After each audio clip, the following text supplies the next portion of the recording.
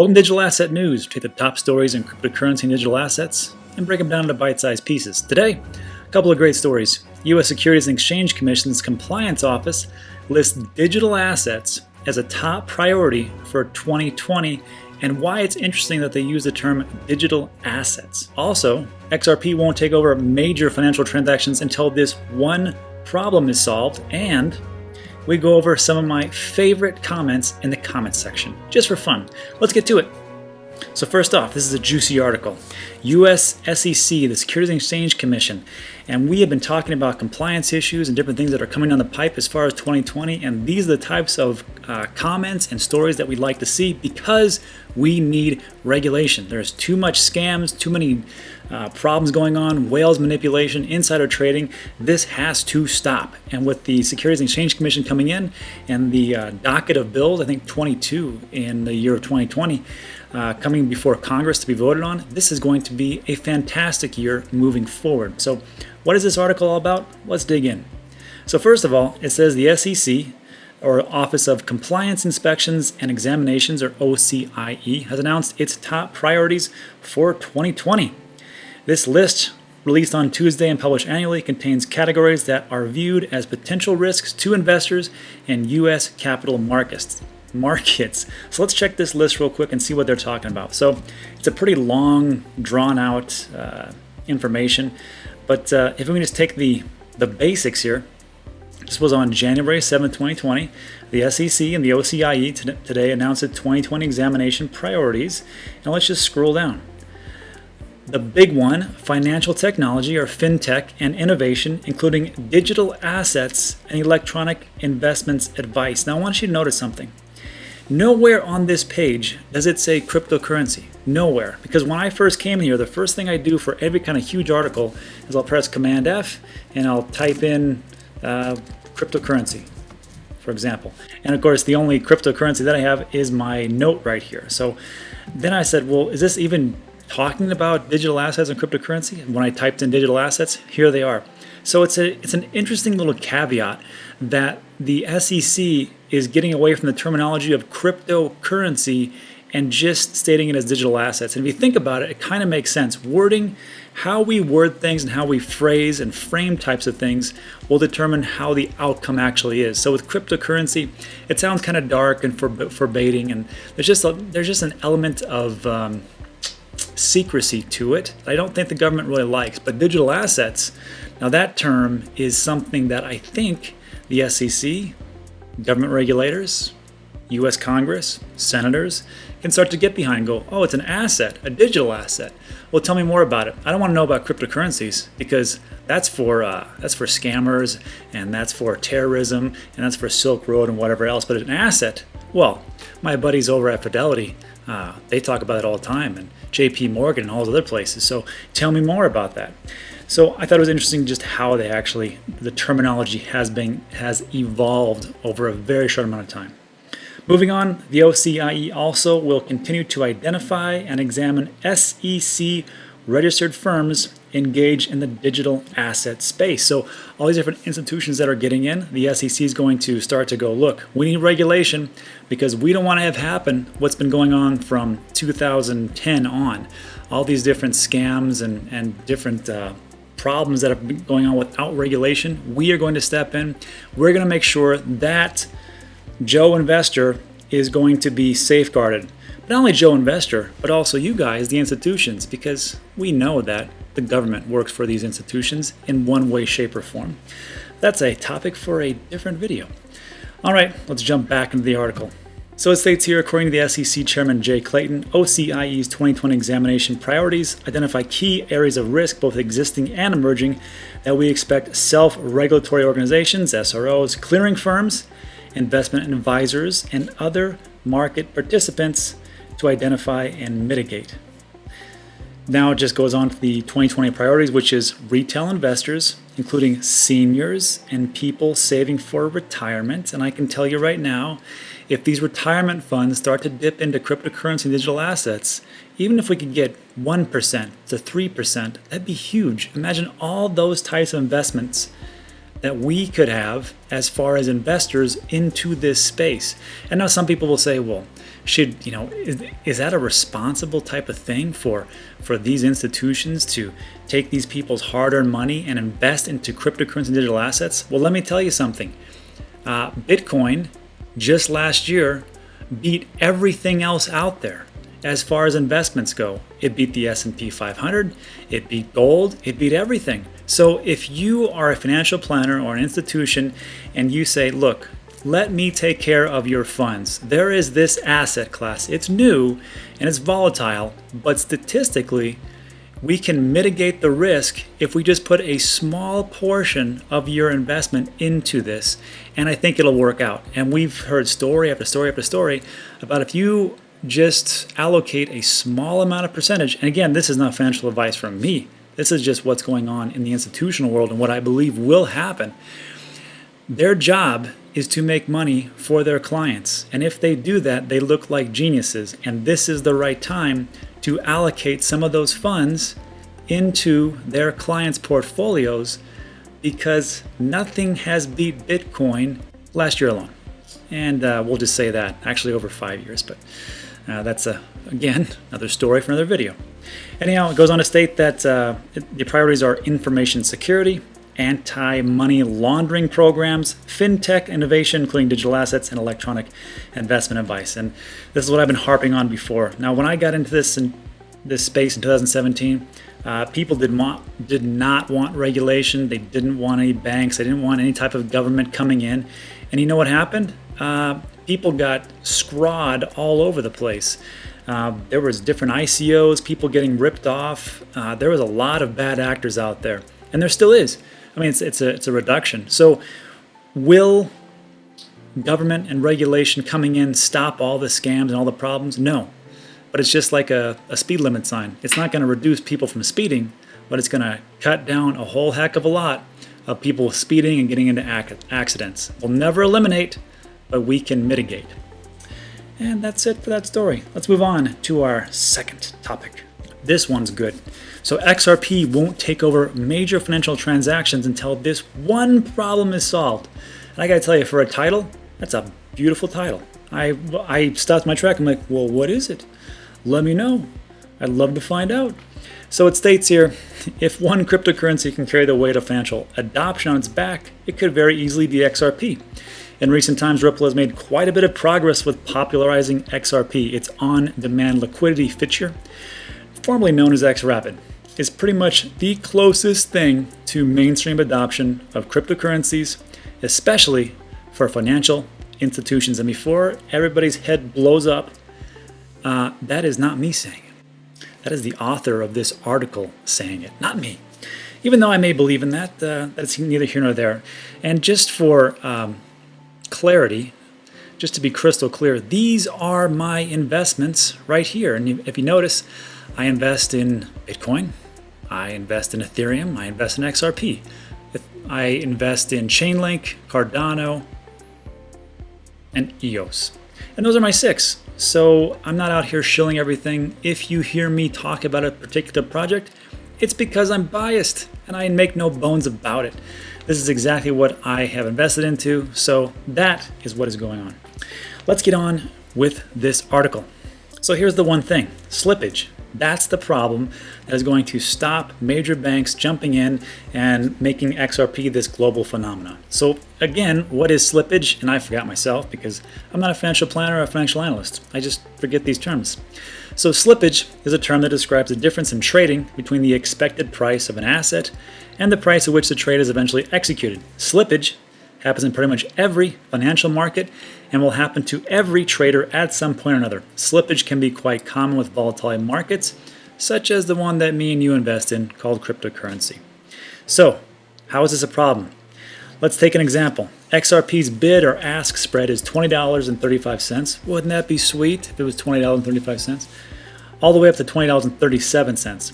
It would make sense that you would spend $20.37 per XRP. However, there is the ever-present chance that volatility can shift the price from $20.37 to $20.40.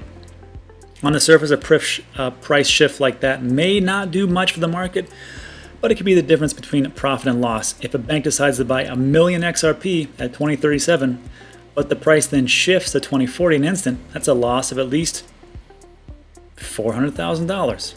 So I thought about that. I was like, wow, that sucks. It's true. So if there's all this slippage and all these different problems going on, what is XRP to do? Because I guess throw in the towel, I don't know.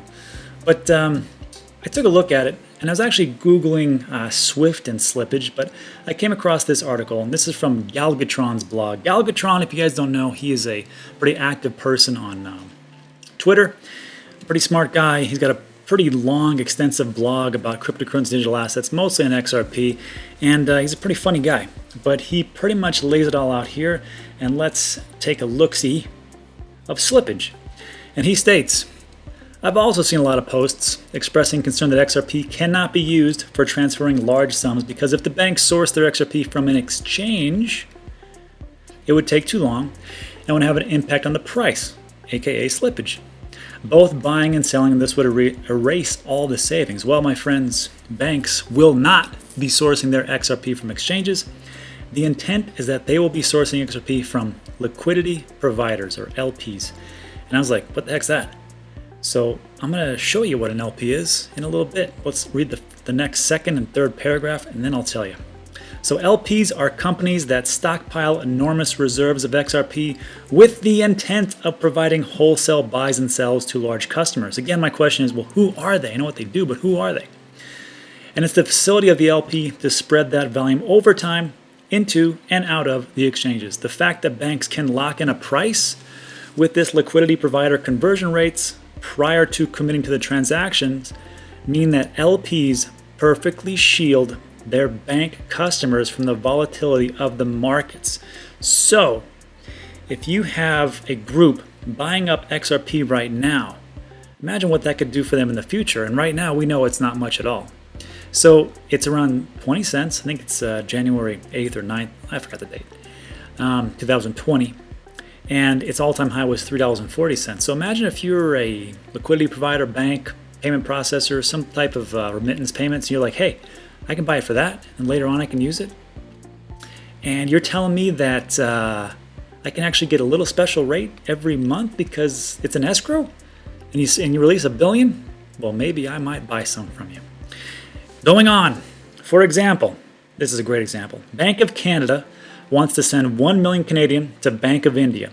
Bank of Canada will purchase 1 million Canadian worth of XRP from a Canadian XRP liquidity provider. It will then send this XRP to the BoFi instantly. Sure. BoFi will sell this XRP to an Indian XRP liquidity provider for rupees. Rupees. Transfer complete, zero slippage, and the liquidity provider will rebalance their holdings over time, either by further buys and sells with other bank customers or by slowly buying and selling on the exchanges, which is how XRP price is ultimately, if indirectly, influenced by banking activity. So I thought, okay, well, there's the reasoning. That's great. But what is a liquidity provider? Who is a liquidity provider? Who is John Galt? Who is this LP? So we have exchanges and liquidity providers. And liquidity providers are people like Bitso and Coins.ph. Bittrex, that is a exchange. So this was an article from August 16, 2018, and it talks about Bitso. And that's one of their liquidity providers. They're going to use Bitso. Okay, well, I thought, hold on, I've heard that name before. Didn't Ripple invest in Bitso? Didn't they do something with them? And then, of course, here it is. Our investment in Bitso. This is from Ripple, October 14th, 2019. Not too long ago, my friends. And it starts off in 2018, remittance flows into Latin America and the Caribbean increases by almost 10%, with Mexico receiving the largest amount of these payments in the region with over 35 billion transactions every year. That's why Ripple is excited to announce that we are leading an investment round in Bitso, the leading exchange in Latin America, and that I am joining the board of directors. So, you know who else also invests in every facet of their business from beginning to end? It's Amazon. So Ripple is doing the same type of thing. They're laying the groundwork, they're laying track. They are absorbing companies, they are putting money into other companies, they are investing into exchanges and liquidity providers because they know what's going to happen as time goes on. And they're also working with, regulators, Congress people. They have an office in Washington, D.C., for Pete's sakes. I mean, that's a pretty good idea. It's not what you know, it's who you know, and it's who elbows you rub with. So if you can get in all that type of action, that's a pretty good thing. And think about Amazon. So Amazon in the beginning, they were back in the 90s. I mean, late 90s, 97, 98. So what they would do is they would just purchase other brands, and they would just buy up everybody. So they purchased brands like Zappos, they bought warehouses of the United States, they invested in technology. And if you've seen what's been happening lately, those things called the Amazon vans that just zip around throughout your neighborhood and community, they're trying to not use UPS as much, not use the United States Postal Service, not use anybody else, but have their own fleet. They're doing their own thing and investing in themselves, and that's why they're the biggest company in America, and if not the world. That's why Jeff Bezos is the richest man in the world. So, as you can see, Ripple's kind of doing that same type of thing. They're just investing, laying track, and who knows what's going to happen on later. These are just my thoughts. I could be totally wrong. I could go to zero. Not financial advice, and I'm not a financial planner. All right, off to the next and last section.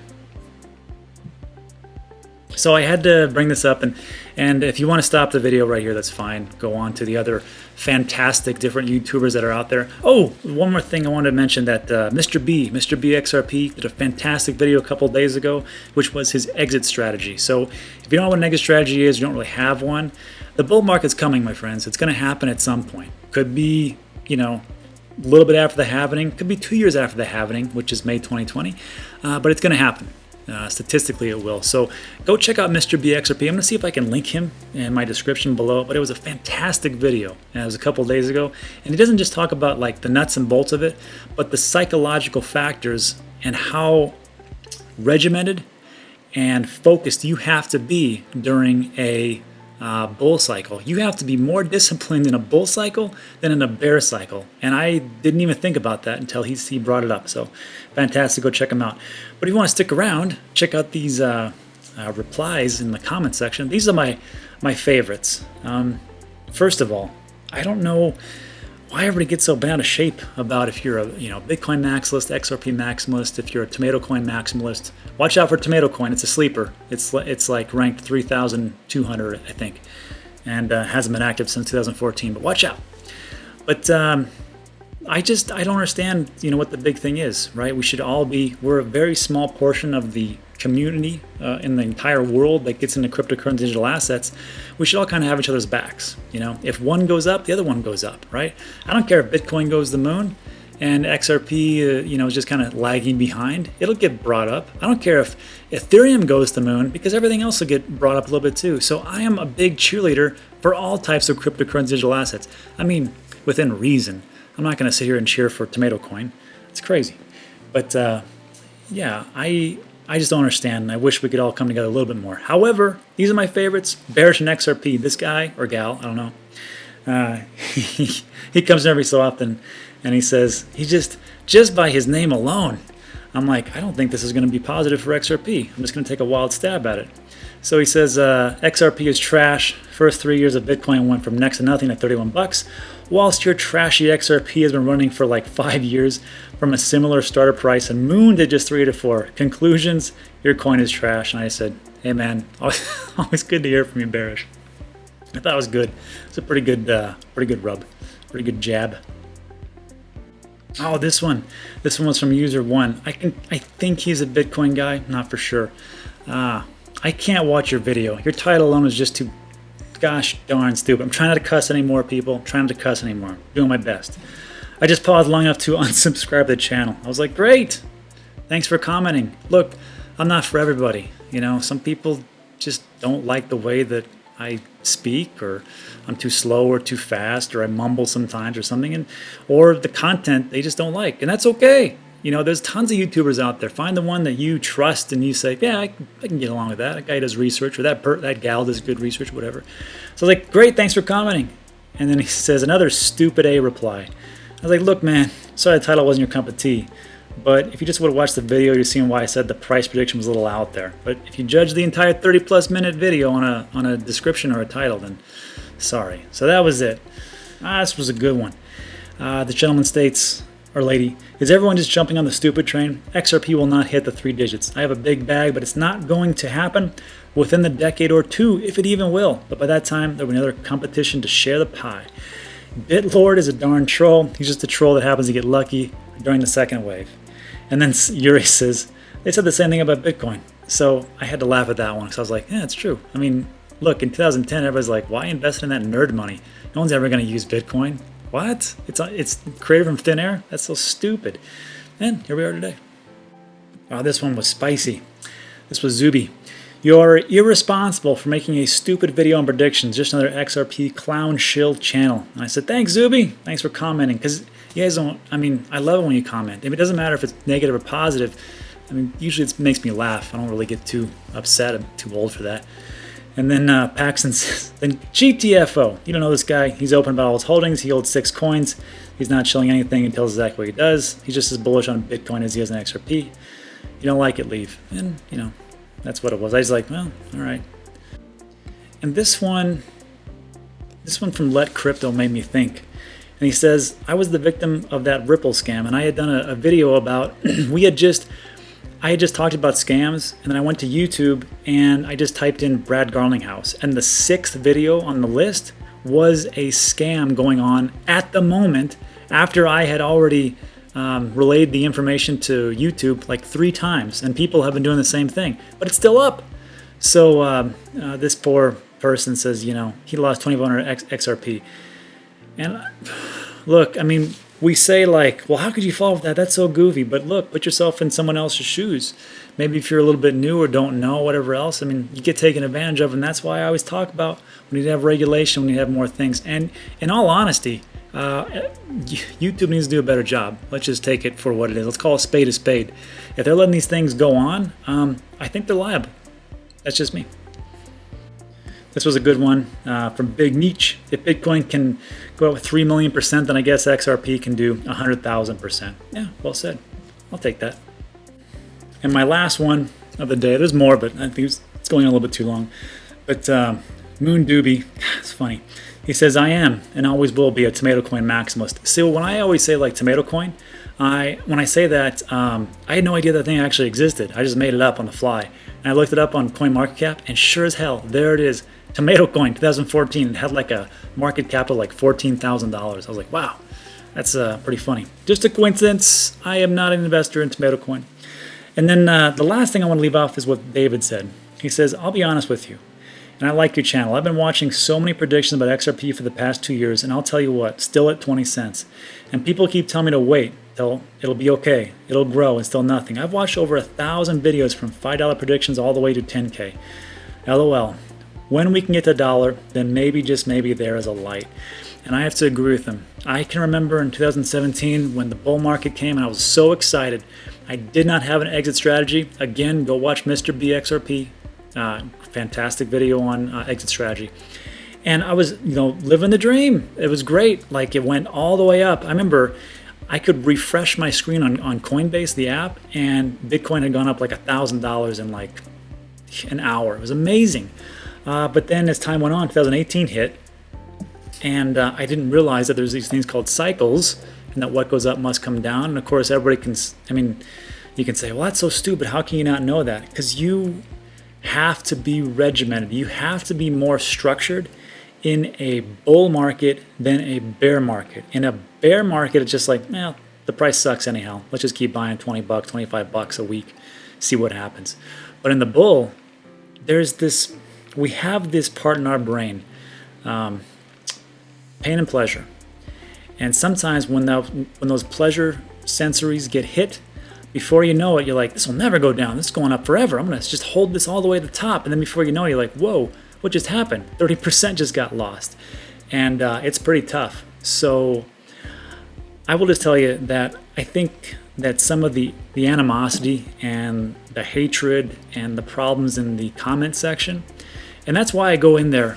It's tough sometimes just to read all these things. I don't get like my feelings hurt, but I feel the pain, and people when they start to shout out and talk about cryptocurrency digital assets and the negative aspect of it, is because people are hurting and they've lost money and they've been waiting for a very long time. And I get it, because we've all been, right? Even David here.